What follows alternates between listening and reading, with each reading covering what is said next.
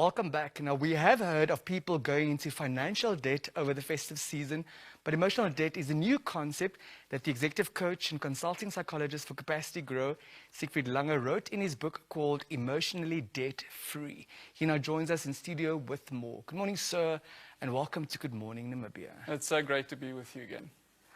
In your own words, please help us understand what exactly is emotional debt.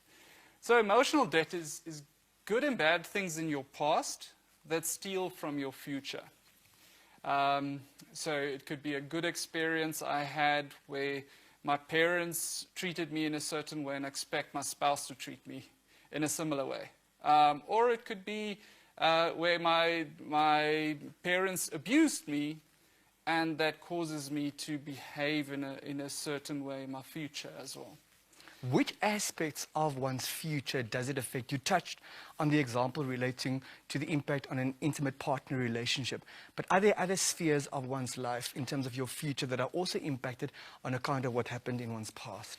It's really all spheres of your life. Whether it's your work life where you're expecting a certain experience again in your work life and that causes you to set yourself up for failure sometimes. Or whether it is in your spiritual life, whether it is in your engagement with society as a whole. It could be something that keeps you back from engaging with a certain people group or a certain type of person. So it really has an impact on all areas of your life. Now, one would imagine that the pursuit is to become emotionally debt-free. Yes. And that is why that piece of art was born. Yes. Please talk to us about emotionally debt-free. So what happened was when I still had a practice and I was seeing people on a regular basis, I realized more and more that a lot of people, the struggles they have today were born yesterday. And because they don't leave the failures behind them and the successes behind them, those failures and successes impact the way they engage with the future. And we can't change the past, we can only change the future, right? So it's important for us to be able to leave the past behind us in a fruitful manner and engage with the future. And I think in the times that we're living in now, it's even more important than ever before. Because a lot of people have gone through a lot of pain, right? A lot of fear, a lot of anxiety about the future that they've gone through. And you find that even those people that have come to a place where they can now manage the current state of affairs, they're still struggling and as you mentioned before, bleeding on others, right? So they have challenges in their lives that they don't need to have if they had just written off their debt of the past. Sure, you're mentioning a number of very interesting things. One is that not only should we leave the failures in the past, but we should also leave the successes in the past. Why is that also important?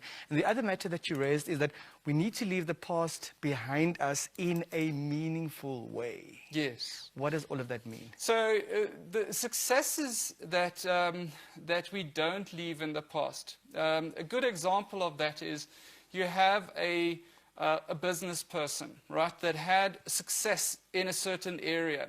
Now, because he had success in that certain area, he never looks at any other area because that is my area of success. And he becomes very narrow-minded, and then the economy changes, and COVID happens, and he's still focusing on that success. He's still thinking, okay, this is the way we're going to succeed over here.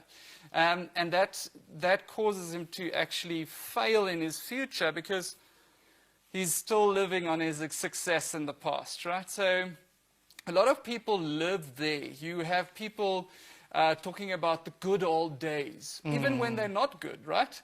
So they still talk about the good old days and they get stuck there.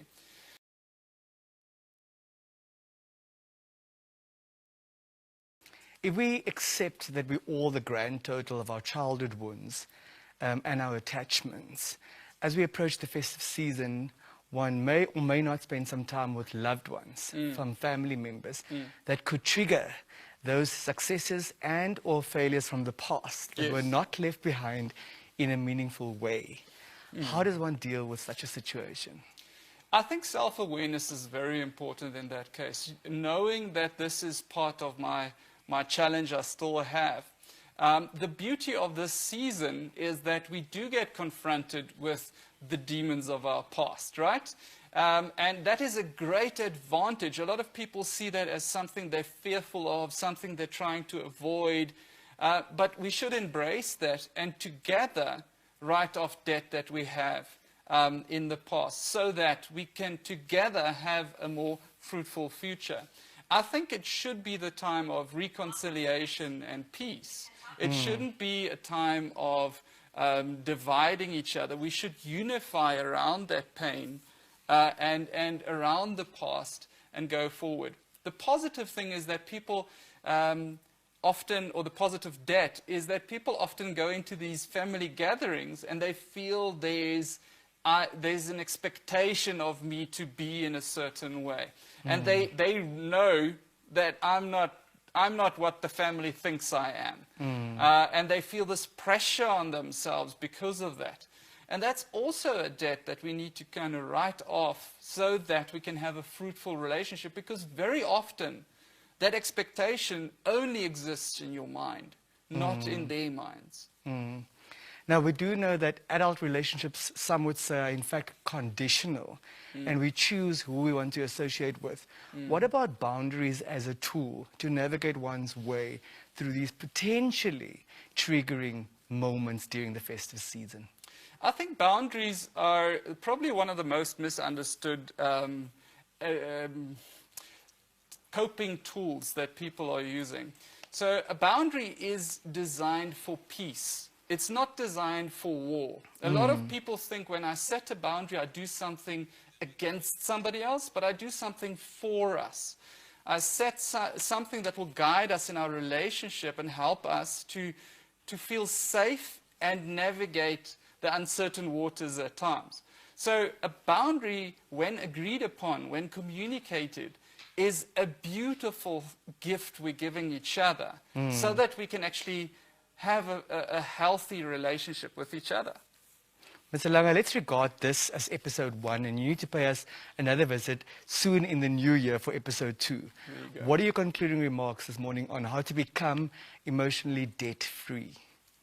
I think let's give ourselves grace and give others grace and give ourselves time to reflect on leaving the past behind us in such a way that we don't allow the emotions to steal from our future. You can only change the future. You can't change the past. Thank you very much for your time. Thank you for sharing your expertise, and thank you for holding space for us. Thank you. There you have it. That was Mr. Siegfried Lange, who is the executive coach and consulting psychologist at Capacity Grow, helping us understand what emotional debt amounts to, but also how we can deal with it in order to ultimately become emotionally debt-free. We'll be right back after a brief.